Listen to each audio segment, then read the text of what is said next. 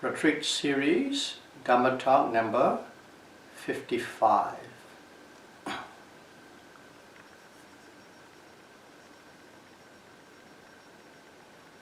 In the last Dhamma Talk,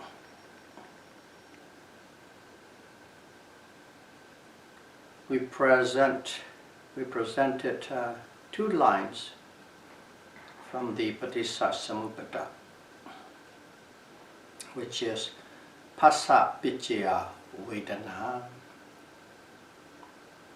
Conditioned by mental contact, feeling arises.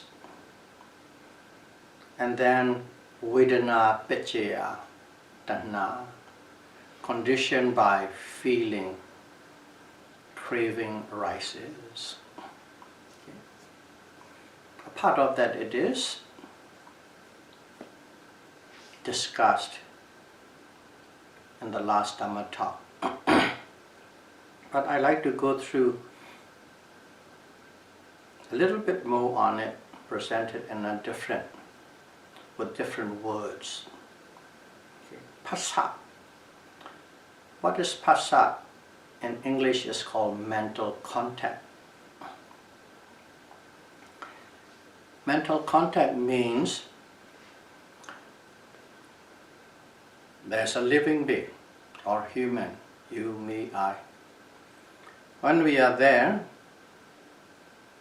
there's always something happening in our life. What it is we are always interfacing with the objects from outside. What are the outside objects?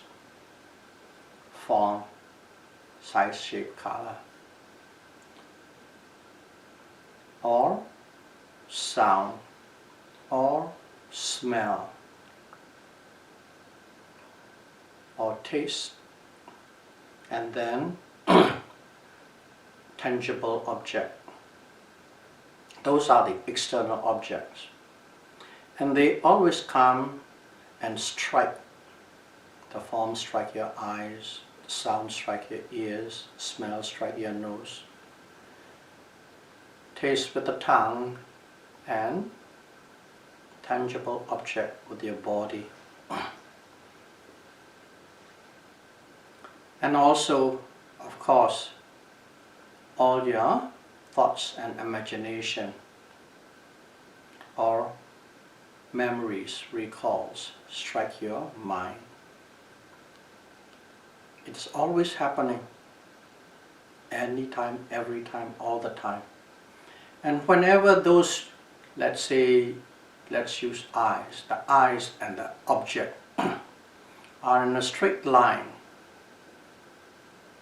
okay? Straight line, you see, at that moment, as soon as those are in a straight line and when you see, there's a seeing happen. Seeing happen. Seeing happen because the object's in a straight line with your eyes or retina, and there's attention. And seeing happen at that moment, we call it seeing. What it really means is seeing consciousness arises.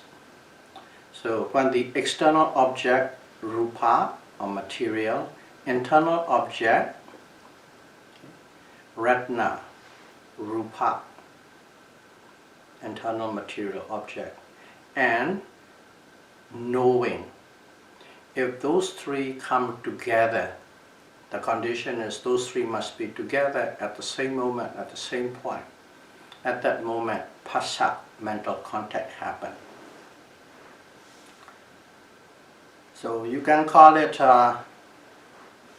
external object, striking element. Internal object as a receiving element. And then this seeing consciousness, okay, we can call it igniting element. Sometimes Buddha talks using the word elements. Okay? Striking element, receiving element, and igniting element. When something strikes, when a rock strike another rock, there's a spark happen, ignited. just like that.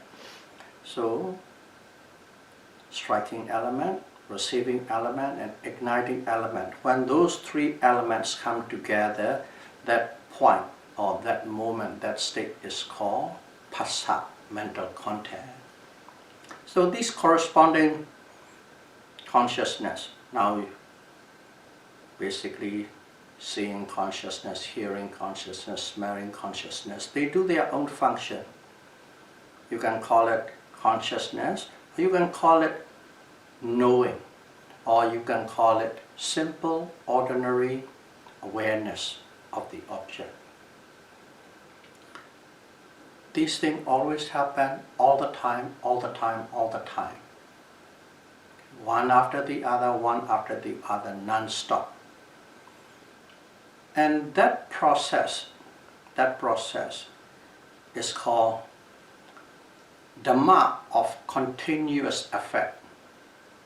Basically continuous effect, but we use the word in front, Dhamma, a phenomenon or process of continuous effect.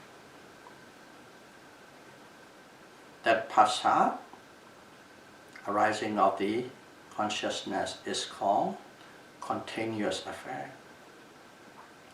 And this continuous effect, the first one in a life, in a person's life, the first one in a person's life is the rebirth consciousness. Okay? Rebirth consciousness, which arises at the point of conception, not when you are born. As soon as you are conceived in the womb, the point of conception, the first consciousness or rebirth consciousness arises. And thereafter, all these consciousness arises. They are called resultant consciousness. Okay? Resultant consciousness, it arises. In Pali, it's called Vipaka Citta. And it continuously arise till you die. And that is called continuous effect. Okay? Continuous effect. Dhamma of continuous effect. And whenever the phassa come in, okay, whenever there is a phassa, suddenly another new Dhamma is born, or another new Dhamma arises. What is that new Dhamma? The new Dhamma is Vedana, feeling arises. Okay. All these things, objects, rupa, okay, knowing, nama,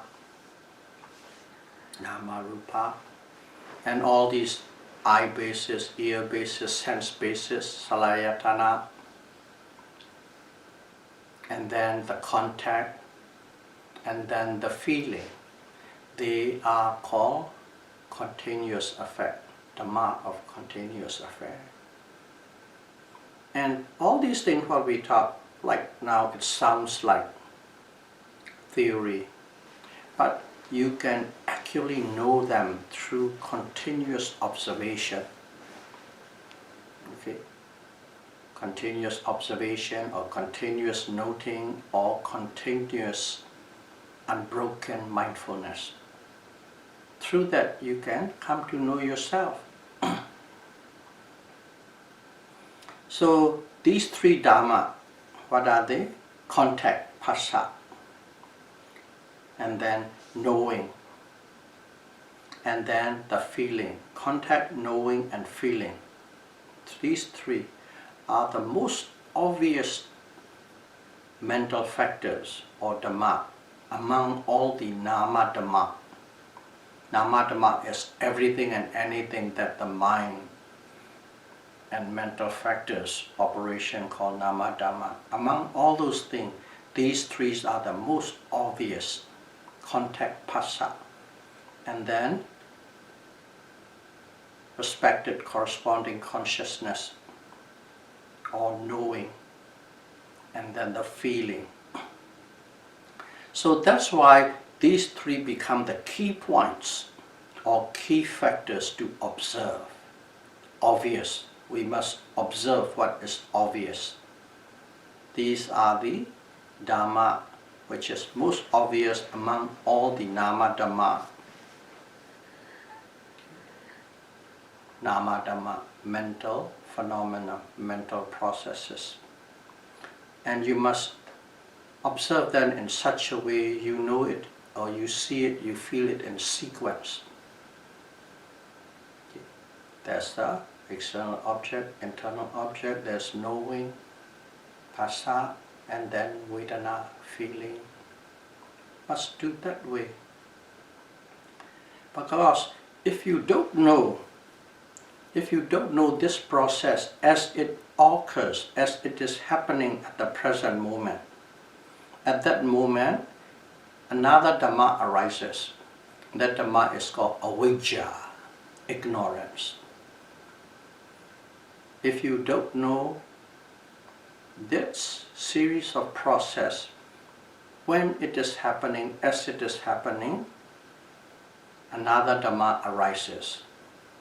That Dhamma is called avijja, ignorance. So, this ignorance,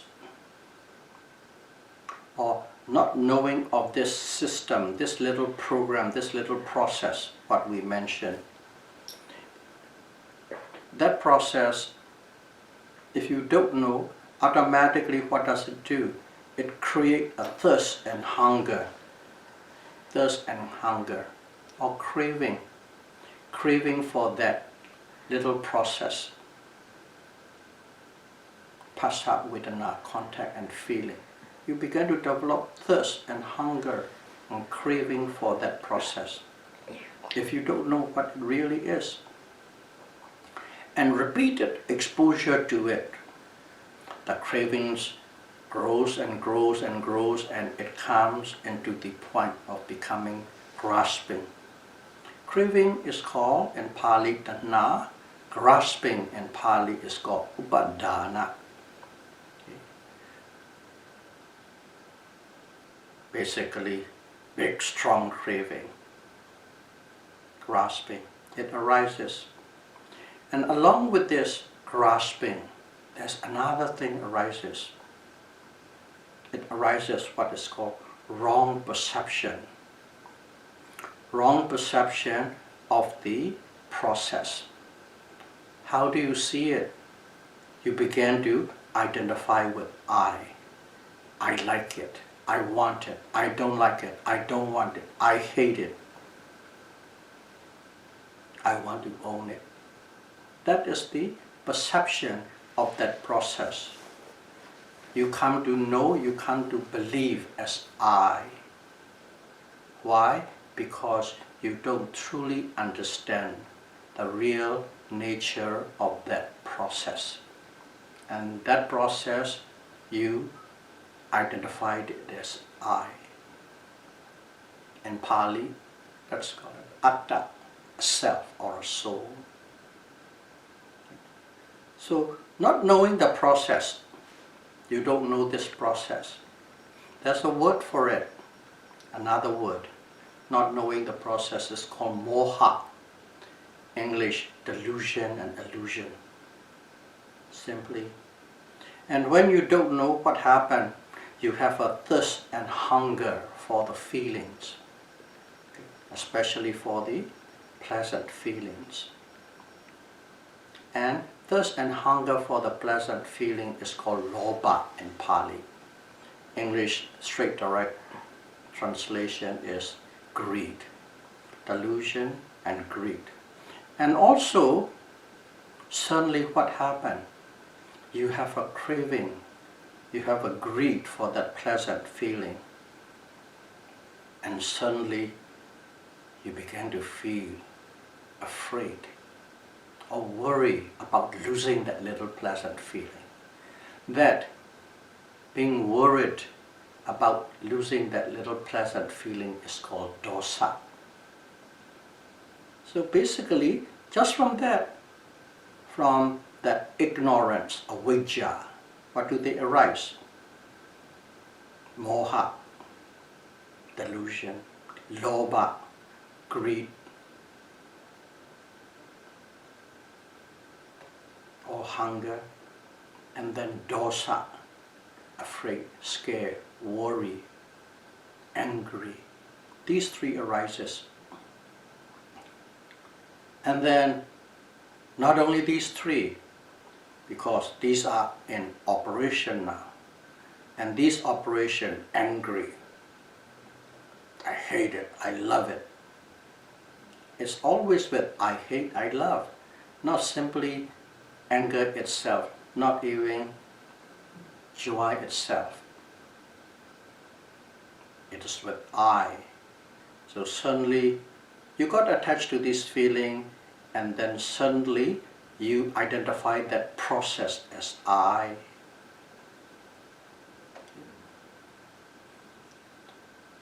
And this lobha, dosa, moha, collectively in Pali it is called kilesa, mental defilements, because it defiles the mind, kilesa. And the nature of kilesa is always impure, dirty. It's simple. But also it can produce burning feeling, suffering. It can produce suffering. It produces stress, simply put it. Stress. That is what mental defilement does to one. Lobha, dosa, moha. Why is it? Because we don't know the process as it is. And it is quite difficult to know the process as it is, because the way the mind works, the speed of the mind is incomprehensible. We can't comprehend it.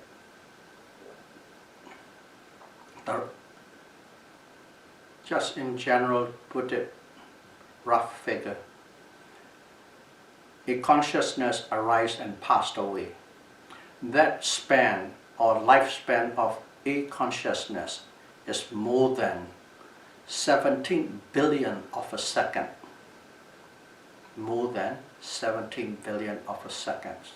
So in other words, in 1 second, more than 17 billion consciousness arises and passes away. That's the speed they are operating. So it is very difficult for us to understand the process. Now we know how this lobha, dosa, moha, kilesa come into, and we call it, that called kilesa. And then because of this kilesa, or conditioned by kilesa, or put it plainly, because you want it, you don't want it, you hate it, you love it. Okay? If you do with the personal level.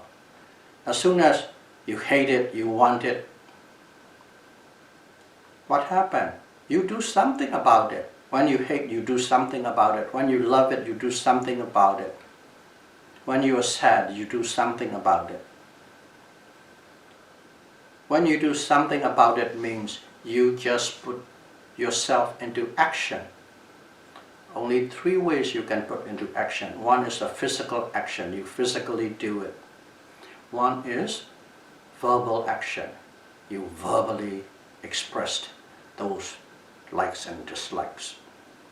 And also mentally, even though you might not be putting out first, putting a straight face, a smiling face to others, but in your mind you're scheming and planning how to counter the situation. So that's what happens when you don't like, or when you like something, you put into action. Like, dislike is kilesa. This putting into action, that is called Kamma. Kamma, K-A-M-M-A, Kamma in Pali, K-A-R-M-A, Kamma in Sanskrit. So you put into action. So if you want to put it a little bit properly conditioned by kilesa, karma arises. Karma is conditioned by kilesa. And this karma is one of the mental factors, cetasika. So like every other mental factors, like every other cetasika, they have the same quality. One quality is they arises and passed away at a speed that we could not comprehend. They arises and pass away like every other mental factors, cetasika. But one thing is this karma, mental factor karma, is a little unique in one way. Even though it passed away, what it is it left a potentiality to produce in the future. In other words, this karma, what is karma in a very simple word? Karma is action. Whenever you do an action or when you cause something, there must be effect, cause and effect. And in this karma, that effect could be immediate, that effect could be a little later, or that effect could be next life, or that effect could be many lives in the future. But regardless, it will arise. It left a potentiality to produce the effect. That's the unique thing about this mental state karma. So we know now two things. One is kilesa, mental defilements. Conditioned by it, karma arises. And then when you do all these things, okay, actions, physical, verbal, mental actions, what happened? That action also produces result. But in here, we'll put it into not immediate. Or you do now and next week you got it. Or you work so hard for a year, you got promoted a year later. That is something we can track in this life. But we'll track to the next life. All the actions that you do, both good and bad actions, it produces a result. The result is being reborn in the next life. Reborn or rebirth. So, karma is the cause and rebirth is the effect. Or, conditioned by karma, rebirth happens or another life happens. So, whenever you do good actions in this life, next life you will be reborn in a good existence. Good existence. We consider human as a good existence. Deva is a good existence. Brahma is a good existence. If you do good actions, that can produce better existence of different realms. It has to be correspondingly related. And also if you produce or do bad actions or bad karma, you'll be reborn in the four woeful states. Simply put, in a realm where the suffering is excessive and constant. Suffering is excessive and constant. That's what the product of bad karma.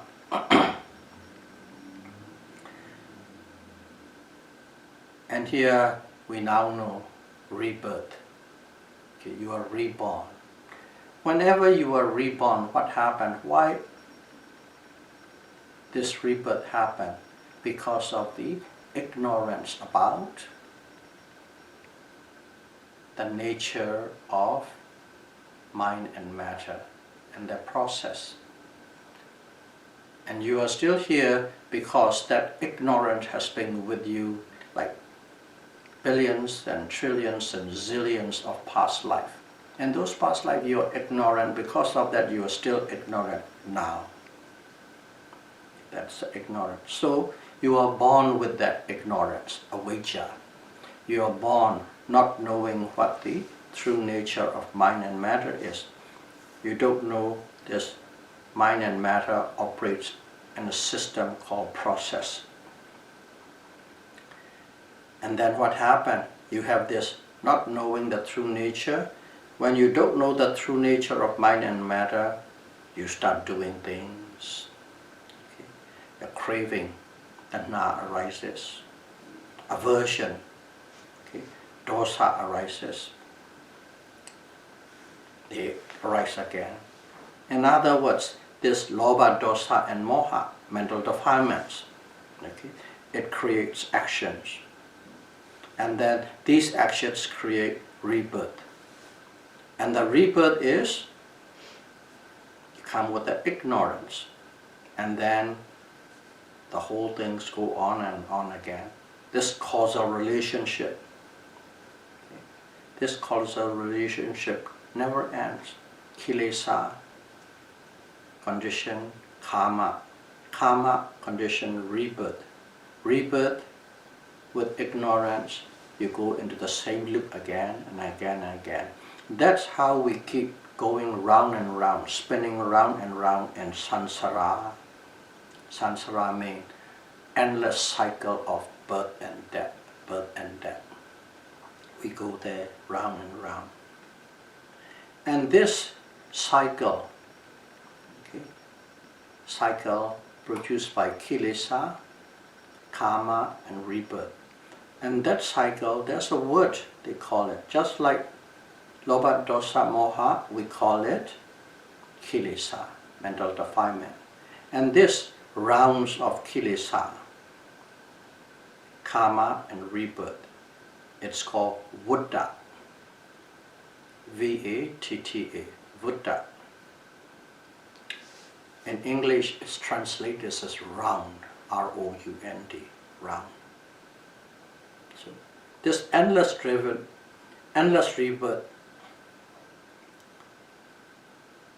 is driven by the unbroken change of cause and effect of these three rounds. What are the three rounds?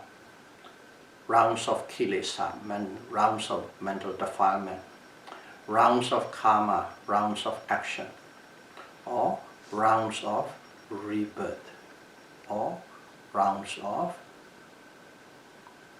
vipaka, rebirth, rounds and rounds, resultant.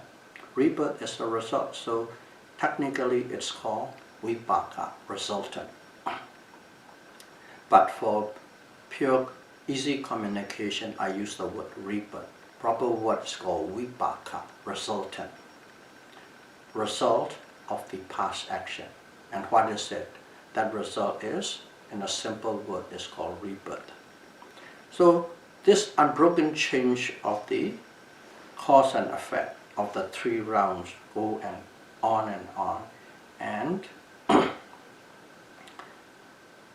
how this life happened. Die, born again, die, born again, die, born again. This is how Buddhists see the birth or coming of life. Rebirth or coming of life. So it's a process, it's a system that's going on.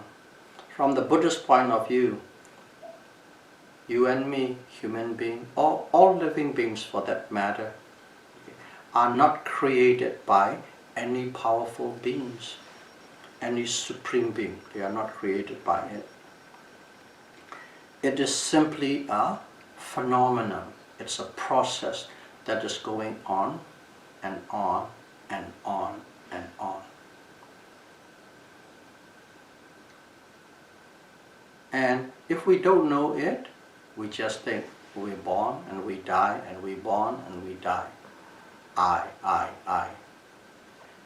But if you observe it, you can see, you can understand that change of cause and effect. But one must intently, continuously observe the present moment. Whatever is happening at the present moment, one must observe it. If you observe it, one can understand this process. not from theory, not from book, not from lectures, but you have to directly experience it. So this round of Vatta, what is this round of Vatta? It is the continuous process of, or continuous change of, cause and effect. That is called Vatta or round. And if you want to really understand this change of cause and effect, you need to study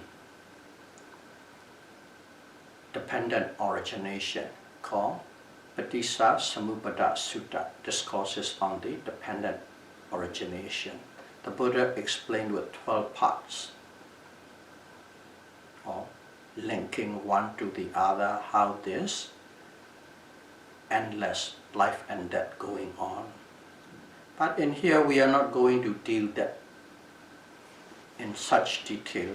We can still explain to understand with these rounds of Vatta.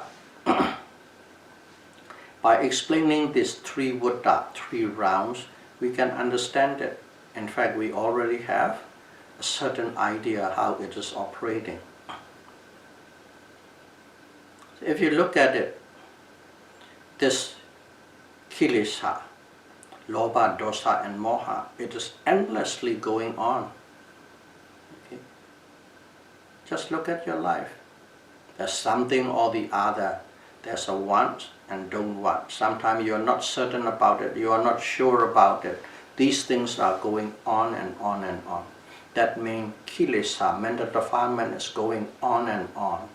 That means it is going round and round and round. Kilesa is going round and round. It's around by itself. It's constantly in operation, constantly walking.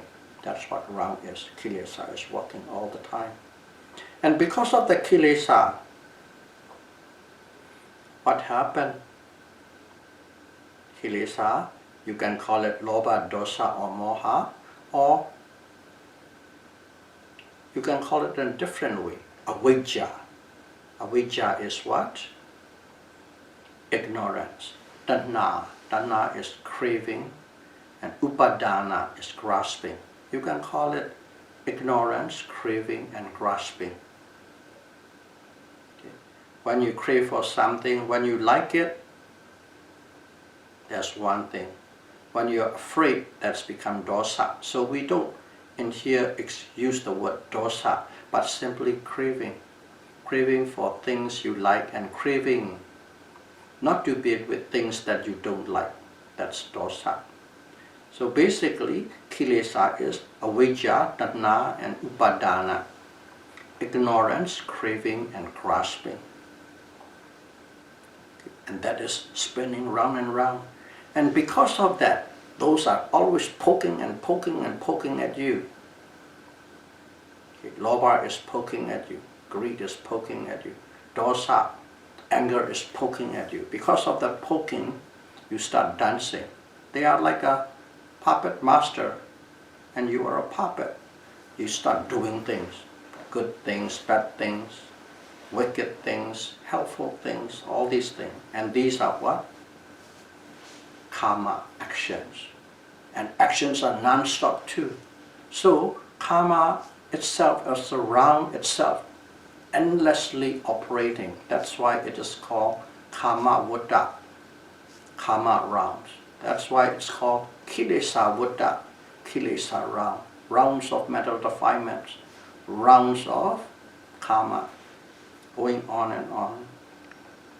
And then when you do all these things, what's happened? In all actions, in all causes, actions are causes. There's a result, and the result is called vipaka. Translated, resultant, or products that comes out. Resultant, vipaka. This vipaka is what? We explained it at the beginning. It's called continuous effect. Vipaka is the continuous effects produced by the actions of past life. What are these continuous effects? You remember Vipaka. If you want to talk it in terms of the Paticcasamuppada, Vijnana, your consciousness, your mind and matter, your body and consciousness, and then your six sense base, eye base, ear base, and so on. And then the mental contact, and then the feeling. They are automatically, they are going on and on and on. It's a program by the past life actions, and it's go on. And they are all effects. That's why it's said continuous effect. They go in a series just like the way explained, and then another one, and another one, and another one, and another one keep on rising as effects. That's called continuous effect. So those are the three Vattas, or three rounds. Kilesa Vatta, rounds of mental defilement. Kamma Vatta, rounds of actions. Vipaka Vatta, rounds of rebirth. Rounds of rebirth. Three Vattas is going on. You can explain cycle of life and death with these three rounds. We call it life. Okay? Your life, my life. What is your life, my life? It is our mind and body. When we have a mind and body, we call it, I am alive. This is my life. That's what life is. So this Nama and Rupa, or this life, is the result of what? It caused or conditioned by karma, the past actions. And then these actions, what conditioned them, what caused them? It's conditioned and caused by kilesa, mental defilements. That's how it's connected, through the change of cause and effect. Your life is conditioned or produced by the actions of past life. And those actions are conditioned and produced by mental defilements. And another thing that we always need to know is, whenever all past and present lives, whatever rebirth you have in any existence, it's always have associated, let's call it a base element. A base element is called avijja. It's always associated with avijja. So this is trying to see the same thing. The three rounds, approach it in a different way so that we have a little better understanding. So life, we have life now. And if you don't observe your life, you won't know the truth. If you don't observe your life, you won't understand what your life is about. But life, let's go to a little bit more detail what life means. What do we call life? In our life, what do we do? I can summarize in 6 points what we do. It covers everything. Okay. Everything that we see, seeing consciousness. Everything that we hear, hearing consciousness. Everything we smell, smelling consciousness. Everything we taste, taste consciousness. We touch consciousness. And we think, thought consciousness. Those 6 are the 6 components. When those 6 components combine together, we call it life. So what we do is, these 6 components, if we do not observe these 6 components of life, we would never truly understand what life is. But automatically, if you just keep it under that condition, we began to believe. We began to believe like life is great, life is pleasant, life is fantastic. Even there's a moments of, many moments of suffering. We never talk about suffering. We sweep the suffering under the rug and only talk about how great, how successful, how pleasant. That is the face we put up. So we believe life is pleasant and we present it life as pleasant. And why do we do that? The reason is we don't understand the truth or the true nature of the process of mind and matter. We are totally ignorant about it. So, ignorance. And then what happened? The change goes on. Kilesa arises. Then karma arises. Then rebirth arises. And endlessly going on and on. It's in a circle. It doesn't have an escape route. One after the other, it is loop going on. That's what happened. And in here, we keep talking about these three realms. But also, some people might already seen it. We should know there's a called supporting cause. Supporting cause is playing a role in there. This supporting cause feeds this kilesa to grow and to grow and grow and make it powerful, so that it would never burn out or stop. There's a supporting element. And that supporting element in Pali is called Kamma Sukha. Kamma Sukha. Kamma Sukha is sense pleasure.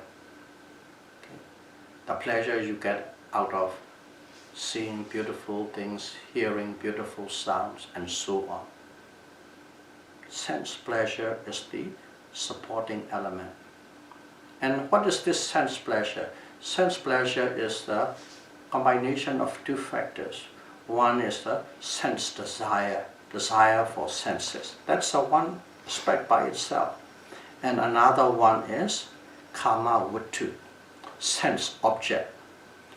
Only when you have the sense object with the sense desire, then sense pleasure arises.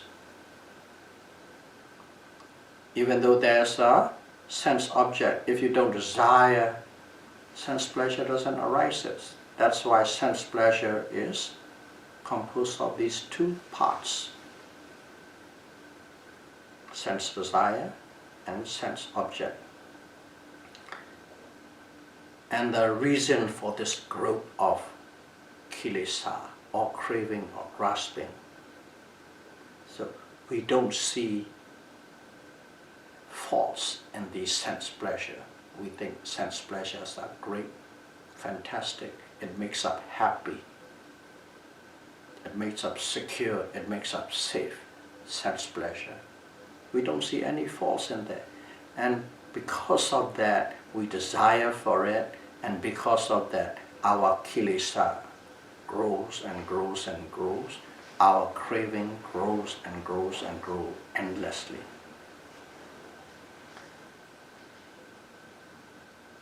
So, in here, we keep talking about this growth of kilesa. Because this craving for kilesa, craving for sense pleasure, once a person perceived that sense pleasure is great, good and dandy, it makes me happy, it doesn't stop there. You want more and you want more and you want more and more and more. That means at that moment it becomes grasping, upadana, more and more. And the more you grasp with all these sense pleasure, automatically, because of the ignorance, you see, I want it, I want to have it, I want to own it, I want to possess it, I want to maintain it, I want to defend it, I.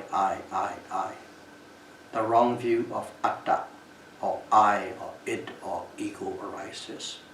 That's a change. It is cause and effect, very simply explained through cause and effect. So intensity of this tanha, craving, it varies. Varies based on the, simply put, based on the power of the sense objects. Some sense objects, they can move you a little bit. Some sense object, they can move you a lot. Some sense object, they will drive you crazy to the point of obsession. Depending on the nature of the sense object and also your personal weakness. Everybody has a weakness. They are not the same. Whenever your weakness is being touched, you're gone. A certain objects, a certain condition can really touch you. You are weak, and at that moment, whatever your determination and willpower is gone, washed away. So that is how the intensity of tanha or craving works, based on the nature of the sense object and the personal weaknesses. But to put it in a different way, more technical way, what really it is, what is it? You might have heard the word cetana, volition. Cetana, volition. Cetana, volition is a mental factor. Okay? And the Buddha said, in one word, Kamma is cetana. Kamma is cetana. And technically speaking, it is cetana, volition is Kamma. But this volition, cetana, it has a various degree, it's a various strength. Okay? Let's say sometime you want to give. Yeah, I want to give. Oh gosh, just a meal will be enough. Sometimes, oh no, what about next? Then you may have to, not only that you go and feed the person who needs food only once, you make sure you have a lunch and dinner and for the next day. That's a different cetana, stronger cetana. And then later, no. You go to the store and, okay, I'm going to pay you for 30 days. Whenever this guy comes, give him this hamburger every day. That is, you have a stronger cetana, stronger volition. Volition changes. So there's a variation in the strength of this volition cetana. And this causes, okay, those are the key reasons. It causes the variation and the intensity of craving. You have craving. Your craving also varies according to the strength of cetana. Craving. So in here, we're going to put this craving into a certain framework.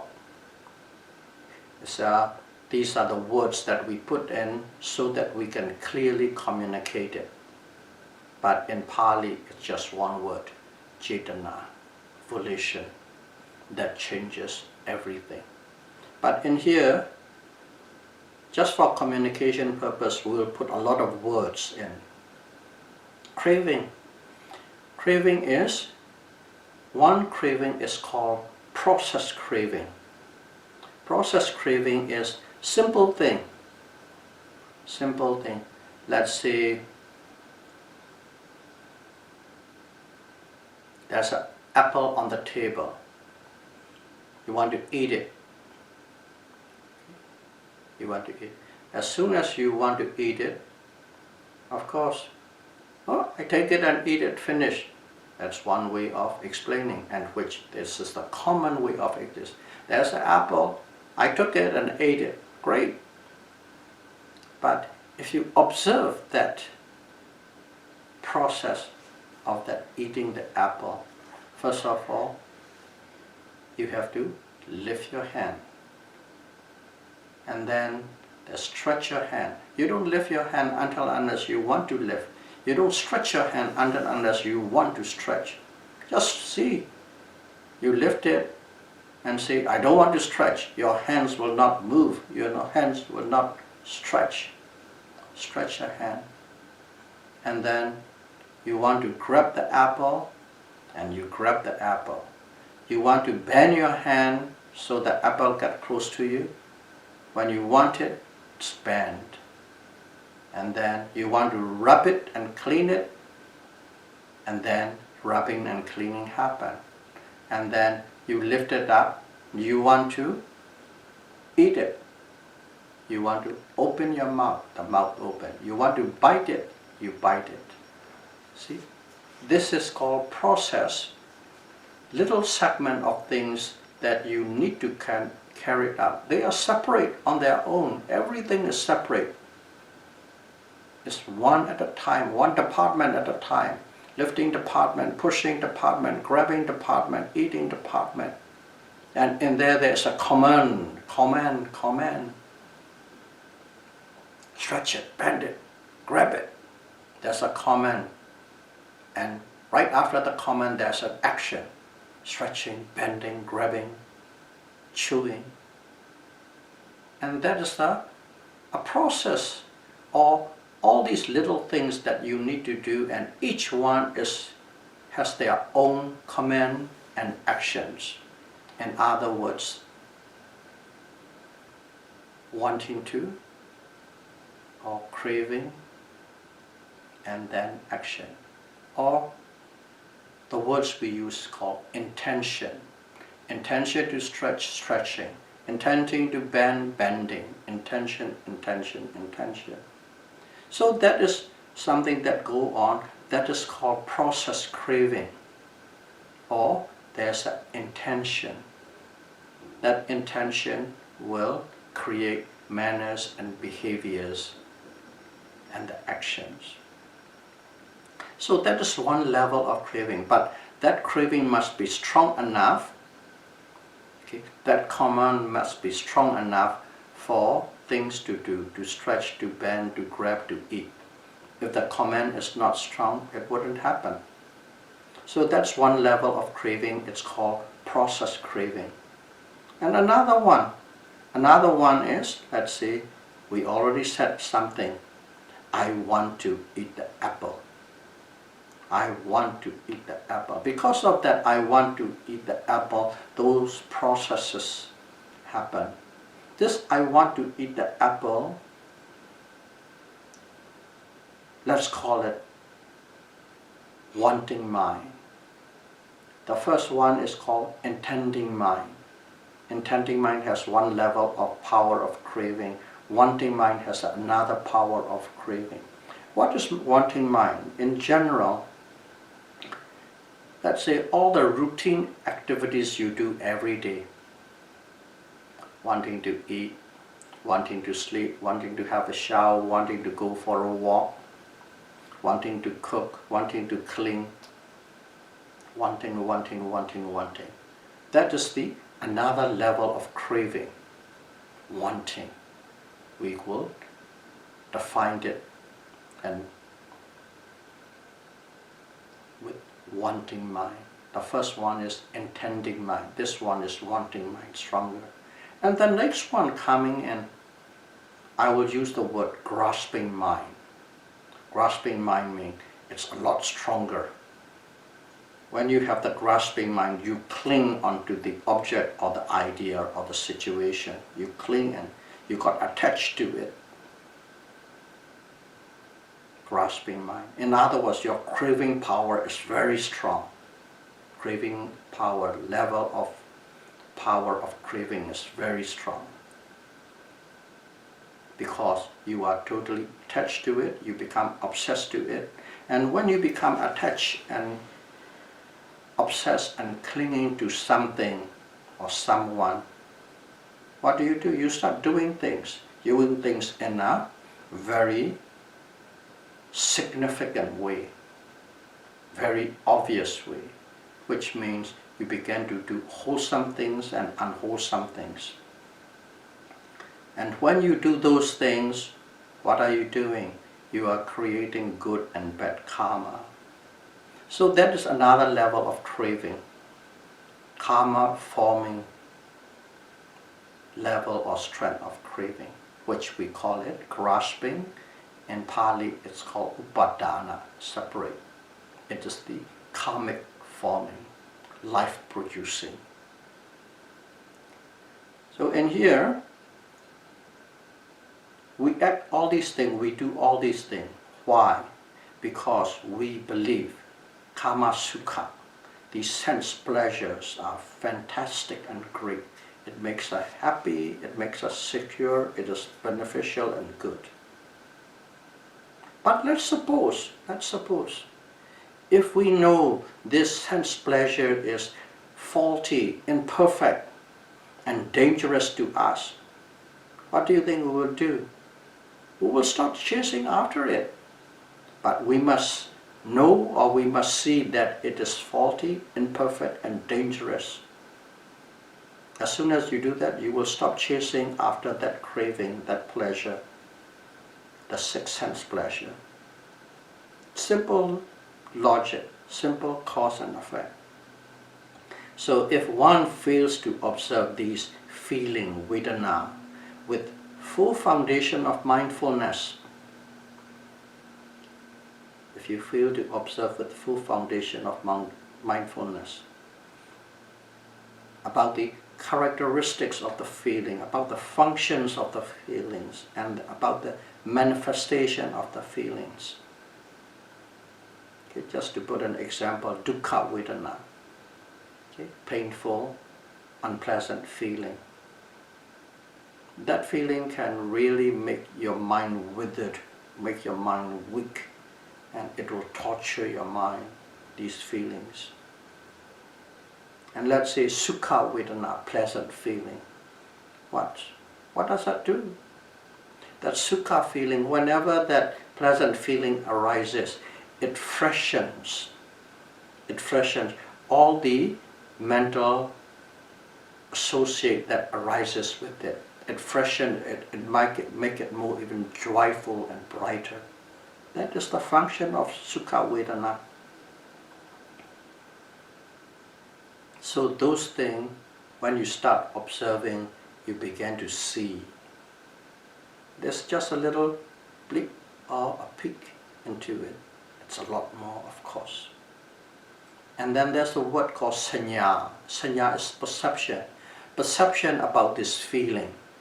How do you perceive it? Oh, pleasant feeling, great, fantastic, good, makes me happy. Unpleasant feeling, no good, it's miserable.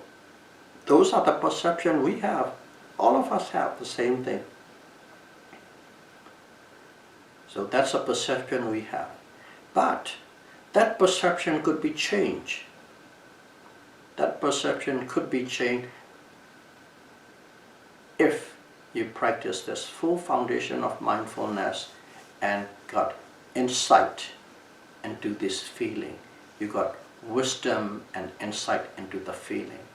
Once you have insight and wisdom into these pleasant and unpleasant feeling, your perception about feeling vedana changes.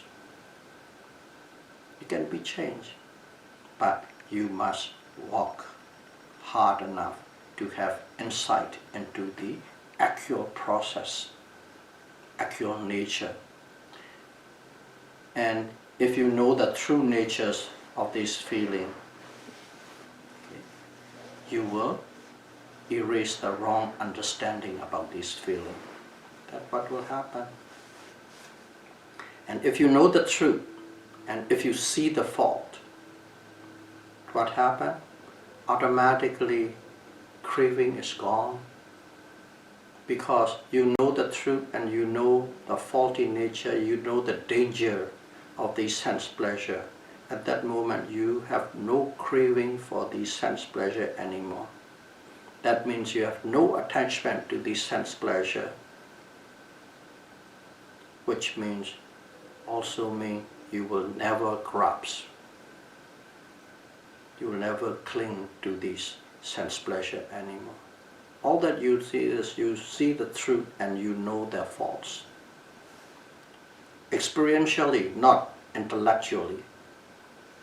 And at that moment, what happened? If you have no grasping, who is grasping? I am grasping. If there is no grasping, I is gone. There's no more I. No more grasping, no more I.